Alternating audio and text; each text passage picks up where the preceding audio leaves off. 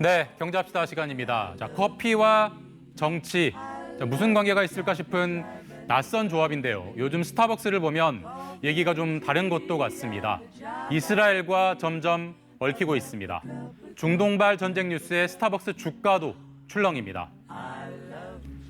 말레이시아 한 도시의 스타벅스 매장입니다. 자, 누군가 낙서 테러를 해놨는데요. 자, 왼쪽부터 해석하면 보이콧, 자유 팔레스타인입니다. 팔레스타인을 지지하며 스타벅스 커피를 마시지 말자는 얘기입니다. 자, 말레이시아는 대표적인 이슬람 국가죠. 이스라엘 하마스 전쟁 이후 스타벅스에 대한 여론이 이렇습니다. 말레이시아는 스타벅스 매장 400여 개가 있는데 올 1분기 매출이 1년 전보다 38% 정도 감소했습니다. 앞서 여러 사건이 겹친 결과입니다. 이스라엘 하마스 전쟁 직후 스타벅스 노조는 팔레스타인과 연대한다는 글을 게시합니다.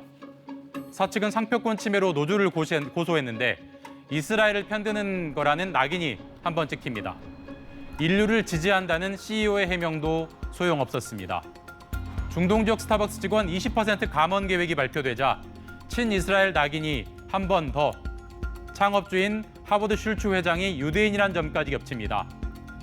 스타벅스가 이스라엘에 군 자금을 댄다는 소문까지 생깁니다. 자, 물론 스타벅스는 완전한 거짓이라고 전면 부인합니다. 스타벅스와 이스라엘 정부가 유독 가깝다는 확실한 증거도 없습니다. 하지만 소비는 여론을 잘 탑니다. 스타벅스는 올 1분기 이익이 아니라 매출이 2% 정도 줄었습니다.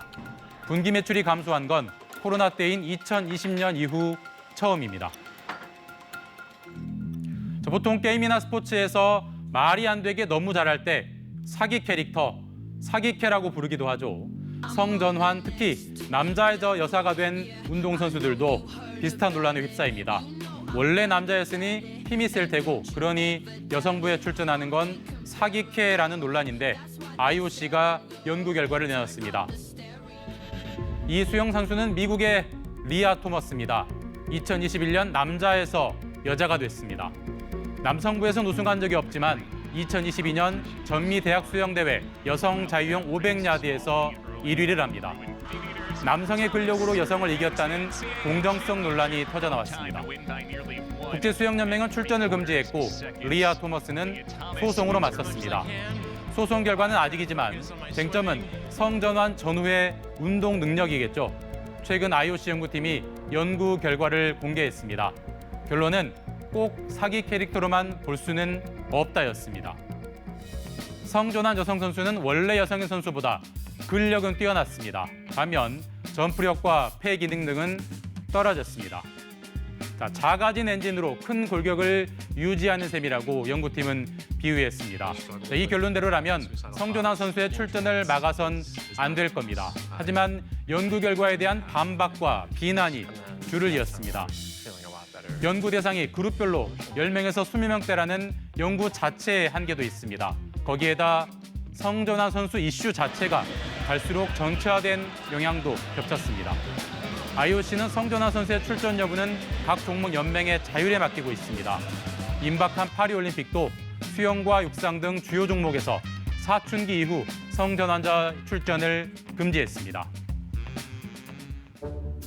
자, 믿는 테슬라의 발등 찍혔다.